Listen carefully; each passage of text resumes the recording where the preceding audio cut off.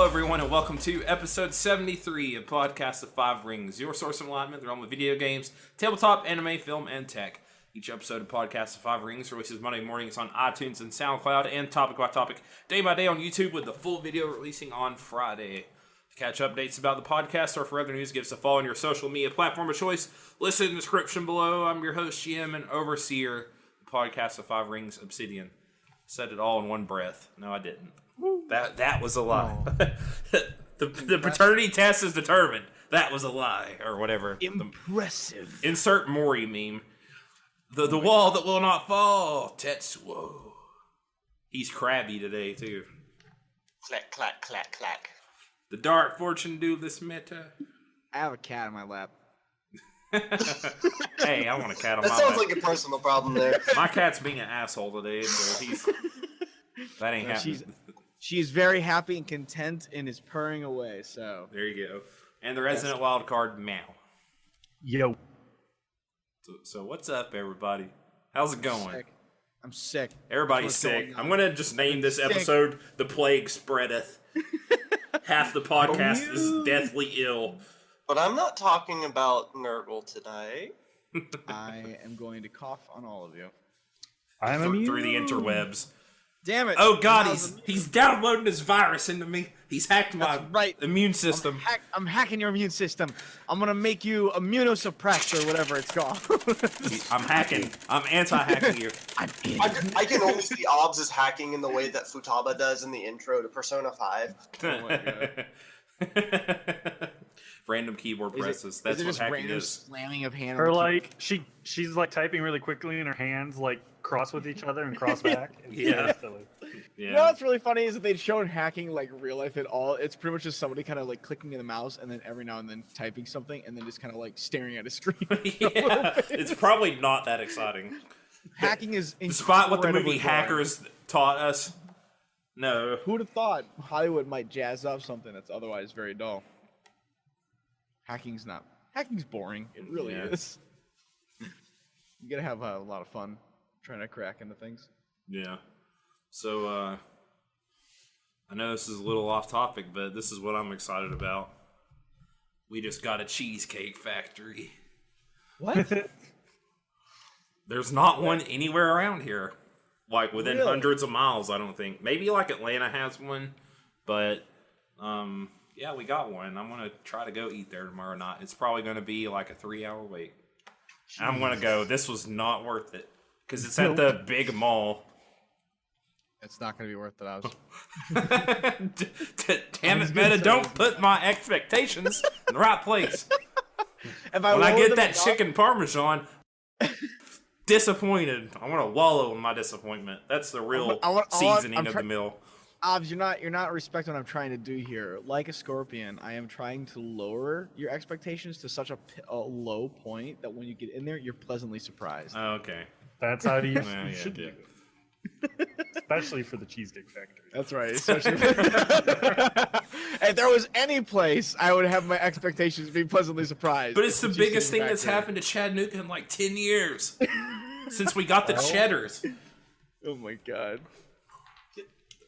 Do you hear yourself? I don't know what to tell you. Do you hear yourself, Ops? Yeah, I hear myself. I sound pretty silly. So what's everyone been doing other than agonizing on the wait for Kingdom Hearts 3, Son of Patriots, Dream Drop Keyblade? I cannot wait for when I get to play as Raiden in that game. Oh yeah? He's pretty badass so far, so when he shows up in Kingdom Hearts His name is Riku. They both have white hair, yes. They're two different characters. I swear to God, if Riku shows up and he's got like cyborg and Hanson on him. I've seen Riku cast thunder before. As long as he's running around thing. fully clothed, that's the most important thing. Most important part. God. Yeah, if he's doing naked cartwheels, then you know something. Sora's got like a really deep voice now. Metal Gear. Zora! Great Fox! Xehanort's just big boss. It all makes sense now, because everyone's everyone. Oh, yeah. I'm seeing the parallels. This is really depressing that this is so... Oh, man. It's very depressing that this is still on point, even now. Apparently, the weirder you make your story, the more you converge on one story. Mm-hmm. When everyone's everything and time traveling is happening. That's just it. Once everybody's Xehanort, nobody's Xehanort. Maybe that's his goal. I the whole mean, please don't return everything to the void. Yeah, I know, right? The Xehanort. darkness. Xehanort. No, Mal, the void is not the darkness. I know that in my heart of hearts, the Kingdom Hearts is light. Well, when I'm not worrying about who's going to show up in the no doubt sequel-tacular that is Kingdom Hearts 3, I have been spending my time solely playing Smash Bros. It's good. Do you have all the characters yet? I do have all the characters. I still don't have that damn me brawler. That's the only one I don't have. You actually get you actually unlock like one of the little trophy things on the inside if you make one of 3 me brawlers. So if you just make one of each type, you're done. But I ended up using the trick to unlock everything. Oh yeah. I got a decent amount of them through that. But then I think they patched it. They might have. I think there was like some inconsistencies later on. I do know that I originally, I actually did it twice because my friend picked up the game, and I did it for him as well. Mm-hmm. Oh, that's sweet. Yeah, I know. So, but let me tell you, man, doing that twice is a pain in the butt. Oh, I And bet. the AI, unlock the AI. I don't know who designed that. It's But hard. they should be fired and hung for how hard they made those to unlock. That's insane. They played perfectly, like frame perfect. Wolf wrecked my shit. I can't fight against that. They're playing perfectly. They know all the He's inputs. parrying all my moves. He's blocking all my moves. Massacre. I was like, there was one fight, I think it was with Cloud, which was the funniest one here. He like walked over, he short hopped, slapped me, did a forward tilt as soon as he landed on ground and his landing delay was over, slid, and then slapped me and spiked me down. I literally could not come out of that. I was like, I guess it's just how I die. It was so fast the fight was. This kills the meta. Who have you been maining so far? Cloud. I enjoy Cloud still a lot. I've been playing King K. Rool a lot. I hated him at first. I've actually A lot of people, I think, are playing him. It's actually been pretty balanced, believe it or not. Like all the majors so far, I think a different character has won each one. So the meta still isn't really figured out for it. I did see an article yesterday that Peach is really strong. But... Yeah, Peach is strong. I think Olimar's been doing really well. Olimar's pretty good. Like Ak won the last one, and no one thought Ak was going to be like super competitive. Yeah, it's probably still going to take a little bit longer for the meta to settle.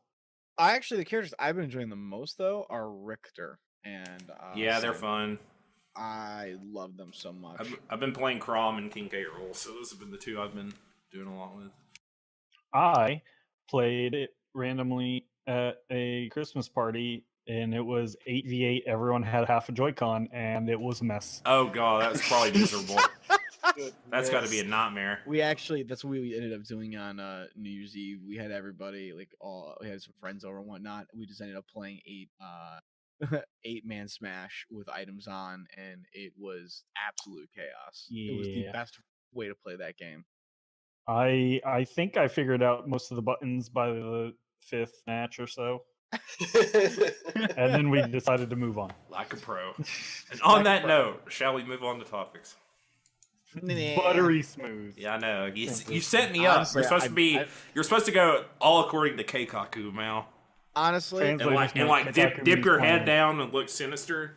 Honestly, Obs, I thought it was so good that I didn't even notice it. I'll expect the 20 in the mail. I'll have that to you. Do you accept money orders? Who's up? All right, who's up first? All right, Mal is up first. What do you got for us, it's Mal? Yeah, it's you. Well, yeah, you're talking about something pretty big. Well, it's that time again for our newest magic set. Ooh, Yeah, and we've got the second of the third because they went away from 3 set blocks, and then they went away from 2 set blocks, and now we're doing 3 sets on the same plane again.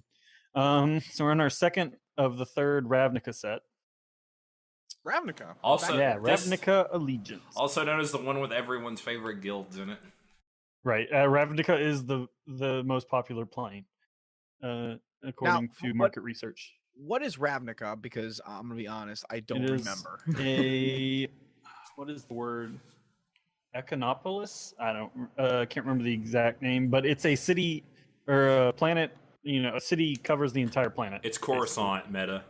Oh my god, that makes so much more sense. Coruscant, but broken down into Bolas is the emperor. And it is ruled by, it is run by 10 different guilds. The last cool. set had 5, and this set is another different 5. Oh, ho, ho, ho. 10-ish thousands, 10,000 years or so ago, they formed basically a set of rules that were so perfect it became magic and locked down the became enforceable through magic. And then stuff got messed up. As it is so wont to do with perfect. these stories lines. Right, and that was the guild pact, and then stuff got messed up, and Jace the Planeswalker ended up becoming the Living Guild Pact. So, and he hasn't been around for a while. So it's messed stuff up. Yeah. Yeah, storyline wise, this is taking place alongside chronologically as what's going on that happened on Dominaria, and we're wrapping up the next set is actually like the finale, the Gatewatch finale. So something big will happen. People with the will be story happy and to going move in a through new that. way. So the set itself, each guild gets their own mechanic. You've got, starting off with Rakdos, which is each guild is two color combination of the 5 colors of magic. This is red and black. They are the entertainers of Rakdos and manual labor. They are run by a demon. They love violence and anarchy and general chaos. As you would expect from Red Black. Yes. The guild pact forbids their dissolvement, so that's how. I mean, otherwise they probably wouldn't have stuck around as long as they have. Huh? I would think, because they it's a circus of carnage. They their mechanic is spectacle, which is an alternate casting cost for the cards. If you've or if an opponent has lost life, you can pay it for the spectacle cost, and sometimes it's cheaper, sometimes it's more than the card, but Lost they life this turn. yeah, lost life this turn. Sorry, but they'll have an effect like Mix Mahdi Reveler, 1 in a red for a 2/2, and it has Spectacle for 2 black red. And then when it enters the battlefield, discard a card, then draw a card. If you paid the Spectacle cost, discard your entire hand, then draw 3 cards. And the effect can vary quite a bit. Sometimes it's just a cost reduction, like they just spoiled recently Skewer the Critics, which is basically a dude takes a spear with a lantern on the end and slings it at someone who's leaving the show early. Yep. And it's 2 in a red to deal 3 damage to any target, or if an opponent has lost life this turn, you can pay it for its spectacle cost of 1 red. Sorcery. Bolt. Yep. It's the lightning bolt equivalent, which is actually looks really good, and we'll probably see I've already seen people brewing mono red decks. Oh yeah, it'll probably see standard play. People are testing it in modern, and it is almost certainly to show up in Pauper because it is a common. Yeah, the flavor text is: going to a Rakdos show is dangerous. Trying to leave early can be fatal. Yeah, so they're all about like attacking is a good way to make your opponent lose life for the turn. So they're very aggressive. They do have some other cards, like the card I just mentioned. You could pay its full cost to enable Spectacle on a different card if you wanted, because damage does trigger loss of life. And yeah, they seem fun. I'm all about aggressiveness. Yeah, and I usually like black red as a color pair and limited. So yeah, it's similar in effect, or at least especially in limited, it will probably trigger a lot the same as raid. The mechanic raid, which was if you've attacked this turn, you get an effect. So yeah, it's gonna be super aggressive. yep. Next up is Orzhov, white and black. Yeah. Where? Or insane They meta. I was gonna say, where might I see these as well? So I want to follow. I'll link you. Ooh. Keep going, Mal. okay. So Orzhov is they're like a church slash mafia combination. If you just took the Catholic Church and the mafia and slammed them together, you get Orzhov. They believe wealth is power and sin is debt. Their mechanic is afterlife, and then a number, which means that when this creature dies, create a 1/1 white and black spirit creature token with flying. So afterlife 1, the creature dies, you get 1 token. If it has afterlife 2 and the creature dies, you get 2 tokens. This is definitely my kind of mechanic because it enables aristocrat strategies, which is when you sacrificing creatures for your own gain. Which this just gives you more bodies to sacrifice. Yeah. For 1 card. Outside of that mechanic, it looks like the rest their other cards, they're kind of as a whole, they're about gaining value through incremental value, whereas because Afterlife will give you an extra body or 2 or whatever on top for the 1 card, or they got quite a few abilities that might drain life, like just a little bit of life from your opponent, giving it to you, or discard a card effects. So just kind of gaining that incremental value. These first 2 actually, Rakdos and Orzhov, combined to make my favorite color combination of Magic, Mardu. No. Red, black, white. No. You were just against it for 1 deck. It's not even representative of the entire color. I don't care. It's a good enough reason for me. But I am already way more excited about just playing the set than the previous set. I love both of their mechanics. And you ain't Grixis, you ain't down with it. That's all I'm saying. Yeah.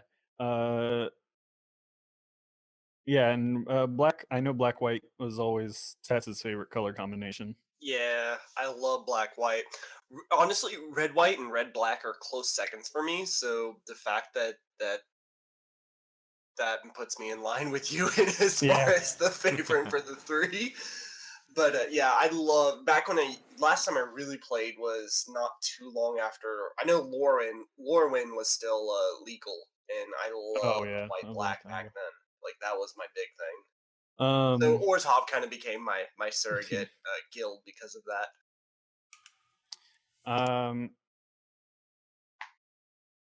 Yeah, and then after that is the Cynic Combine, which are a bunch of biomancers. They're green and blue, and they seek to basically kind of combine nature and science. They end up with a lot of genetic manipulation. On Ravnica, they end up, there are a lot of bioscientist style genetic experiments, but they also end up being the doctors of the common people. And their mechanic is adapt, which is it'll be adapt and a number, and that effect is this: if this creature has no +1/+1 counters on it, put the number of +1/+1 counters on it. So adapt 4 is you pay its mana cost, you get 4 +1/+1 counters.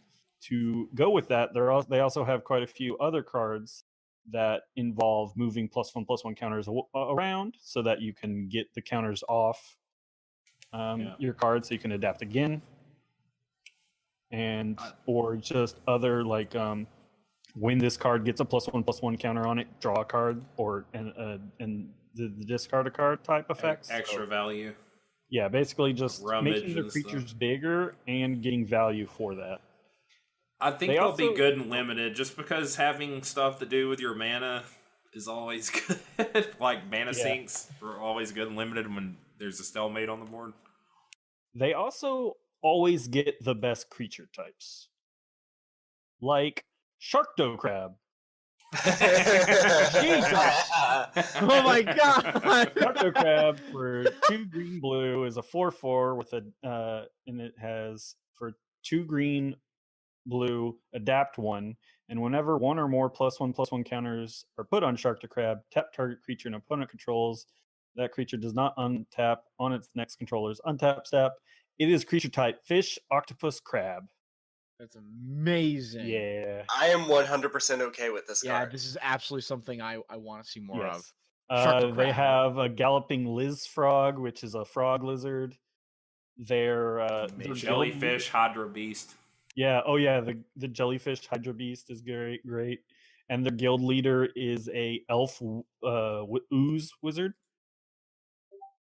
Oh my god. She I don't know. She genetically combined her DNA with that of an ooze, so she has like tentacles for legs, and it's just they are definitely an interesting. Growth visually Chamber interesting Guardian build. seems like gas.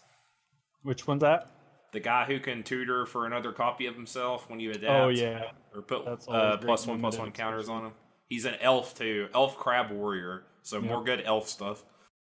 and they have a frilled mystic, which is an elf lizard wizard, which a lot of people Liz-Wiz. are amused with. Yeah, just lizard wizard as a That- creature type. Yeah, there was an old elf high bard deck called Lizard Wizards. Oh, That was a Naga with wizard deck back in Emperor Edition, but I digress. nice. Yeah, and then after that we've got the Groll clans, which is green and red. One of my least favorite, actually, green blue is typically my least favorite colors in Magic. Red and green, despite red being my favorite, end up being one of my least favorite. Huh. It's my buddy's like favorite. He only Yeah. ever wants to draft or try to build red green decks. So the Groll clans are kind of the odd ones out in the 10 Ravnica guilds, because they're a collection of clans that don't want to be a part of, like, they hate civilization basically. And they're all about survival of the fittest, and they believe civilization makes you weak. So they live in, like, they will raid areas and kind of destroy everything and then live there for a while and move on. They live in like the ruins and just run down areas. Well, typically you can find them. Their mechanic is Riot, which is when this creature enters the battlefield, you can choose either to put a +1/+1 counter on it or give it haste. So Seems they're all really about either strong. punching you in the face quickly or powerfully. Yeah, It's- this is probably this. I think this mechanic is going to be nuts and limited. Yeah. If I remember correctly, haste is when It means you get to attack that turn you play Yeah, it. you don't Yeah. get summoning Having a sickness. surplus of haste is going to let you just attack out of nowhere and in games. Yeah. This is like kind of insane. Just like the ideas that these creatures can just come in on the field, and you can just decide: do I want something that's a little bit stronger, or do I just want to just be able to swing? Yeah. Now? That's so I think it's gonna good. be really good. Options depending on the board state, basically. Yeah, Yeah. that's so good. That's It's almost, very simple, but I think it's going to be very powerful. I almost feel like that's better than. I think that's better at adapting to an actual area of how the board state is than the actual bloody adaptability. Yeah, the adapt is most of the adapt cards cost a lot to adapt, so they're kind of Yeah. more late game. I mean, it's they've also got some ramp, which lets them put out more, the mana resources quicker. Yeah. But yeah, it's not something you're going to be doing early. Whereas Groll's definitely got some smaller, though they typically start around the mid range of creatures costs. But yeah, it's definitely. I think they're going to be one of the top guilds, or at least that's what a lot of people seem to think initially. We'll see where it goes. All right, why don't we move along to the best guild? The Azorius Senate apparently is his favorite. I wonder why.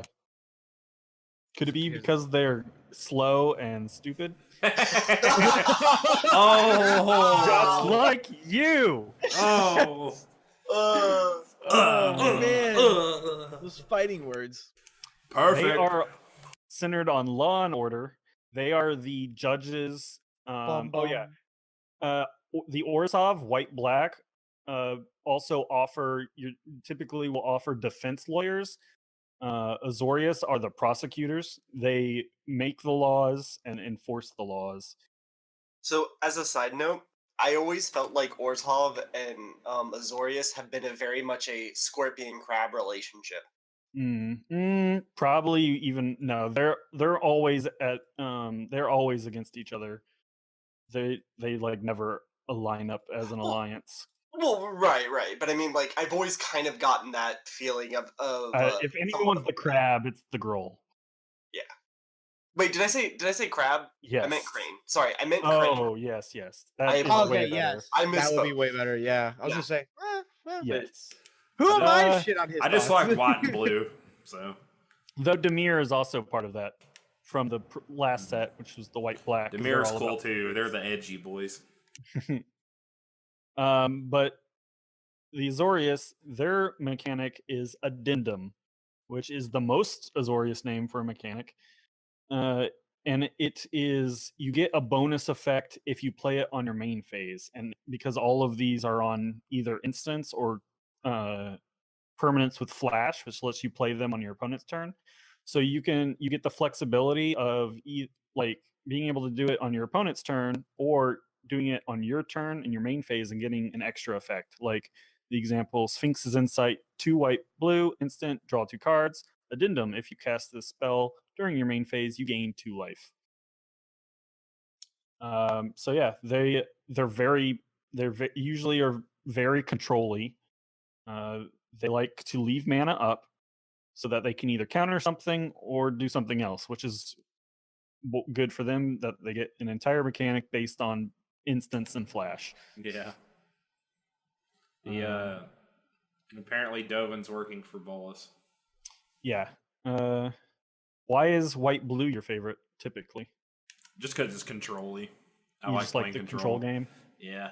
Yeah. It's got lots of ways you can do creatureless control because you got lots of board wipes and stuff like that. Yeah. Or it'll usually have like one big finisher creature. I mean that's most control anyways, but I kind of like more the play style of Yeah. kind of like board sweeps and counters. Even though I do like kind of Grixis-y, like blow your stuff up like one by one too. So Yeah, but as far as like a color pair, white blue. Also, white blue has flyers a lot of the time. Yep, white blue flyers is definitely a thing. Yeah. So Well, another one of their rares was precognitive perception, which is 3 blue, instant, draw 3 cards. Addendum, if you cast the spell during your main phase, scry 3, draw 3, which lets you dig pretty deep if you're looking for an answer. Yeah, so and then split cards and hybrid mana returns. yeah. Complete the cycle from 4. My favorite take on the split cards is Jane Austen's Blank and Blank, because they all have the first 3 letters are the same. The Simic one is incubation and incongruity. So it would be Jane Austen's incubation and incongruity, because Jane Austen, Pride and Prejudice or Sense and Sensibility. Mm-hmm. I thought that was amusing. Yeah, it looks pretty neat. I like it more than the past set.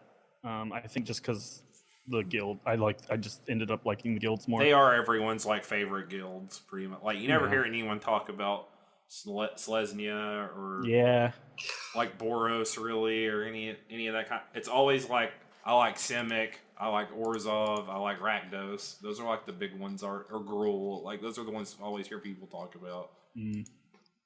I'm curious to see how limited will shape up, because it'll be there. It'll be drafted completely on its own without the previous set, but it'll face a lot of the same issues as the previous set. I think because Boros was like the best one, is what everyone agreed No, upon it by was then, blue. wasn't it? Blue was Was blue. The two blue guilds were the best in the last one. Boros was in the middle. Green was at the bottom. Gotcha.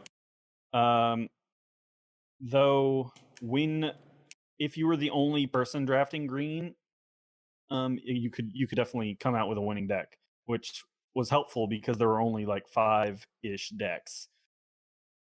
The last set was like the best received draft environment that I can think of ever, that where the drafting portion was actually pretty like mediocre.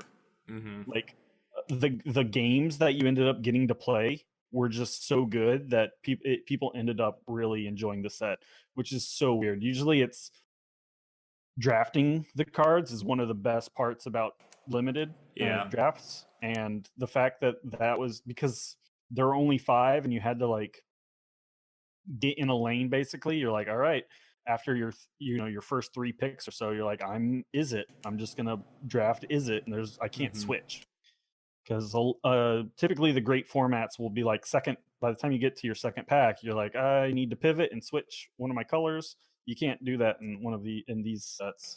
Yeah, you're kind of stuck. But people were playing it to the very end, and they're like, this is still a lot of fun.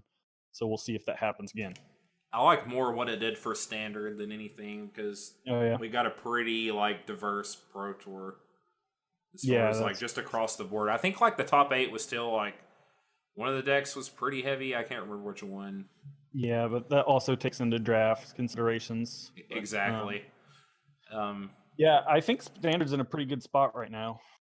Last I've heard. Who knew that another artifact set would skew things? Yes. Whenever artifact sets show up, standard breaks. Storyline wise, this is all ramping up for Bolus's big plan of something which we don't quite know of, but he's infiltrated half of the guilds. 2 from the last set, 3 in this set are under his control. Who all does he have again? In this set, he's got Orzhov, Grohl, and Azorius. He employed planeswalkers, though they don't all necessarily know that they're kind of like they're not all necessarily working towards his plans, but they're like working for him right now, because Orzhov, he employed a planeswalker, Kaya, who is a ghost assassin, is her job. So because Orzhov was ruled by a ghost council, and she killed them, or at least the active members, and she took control and is shaking things up by just freeing spirits, dissolving them of their debt, which is and just all of the leaders that he's employing are kind of causing chaos in their own way, or at least shaking things up, because Dovin Bond took control of Azorius, and they're not about chaos, but he basically he found all the legal loopholes and made himself ruler of the guild, basically. Yeah. And is like, he's instating a minority report style of group of people, so, and then basically just locking down as much as possible. Too. Who's the other one? Vraska with Golgari, who we learned, or who Jace wiped her memories under her idea that he'll restore when, in the final moments, so it'll be like a switcheroo. The other one was Izzet. Gotcha. So he has all the cool guilds. He's got a lot of cool ones. Yeah, we've learned some of the story we learned the overall story from the art book. But Niv Mizzet, the leader of Izzet, called for an alliance, and basically Dovin Bond's people kind of broke up the alliance without making it known they were doing so. They, more subtly, but yeah. So we're all still like, it's still all just kind of building. This is the next set will be the climax and resolution. So storyline wise, it's still just kind of building to whatever Bolus is plotting. But I'm definitely looking forward to drafting this online next week or the week after. I'll be Can't going remember. to a pre-release. Very probably soon. two. Yeah. I'm looking forward to playing it too. Yeah. It's one I inevitably end up in like Simic colors, the colors I don't want to play. Yeah, that's how I feel. At least with the at least with the pre-release. Yeah, with the pre-release you can choose the pick. guild. Mm-hmm. Which one are you going to choose? I think I'll probably choose Azorius, though I might do Rakdos as well. I think I'm going with Orzhov. Yeah, makes That's sense. the correct answer. I need to see who has the premium removal. Yeah, true. Or at least in common and uncommon. Exactly. I'll listen to limited resources and stuff. Yeah, which I always do beforehand. So we at time of recording, all the full spoilers will be up tomorrow. So by the time this comes out, they'll already be released, and that's where you get to see like all the commons that they don't make a big deal of showing off for the spoiler season. Mm-hmm. So that'd be cool. Yep.